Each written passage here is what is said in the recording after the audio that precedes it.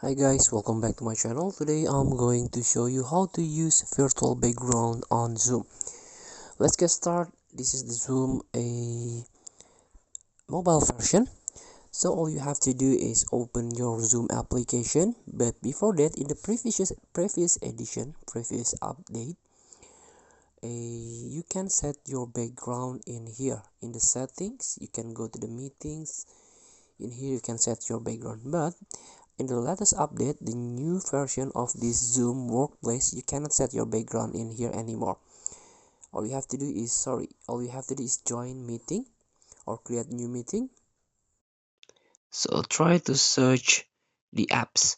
And also you cannot set your a background in here. There is no option here anymore. So you can start tap apps. So in these apps, you can search a virtual backgrounds. This one, discover the perfect backgrounds for your meeting.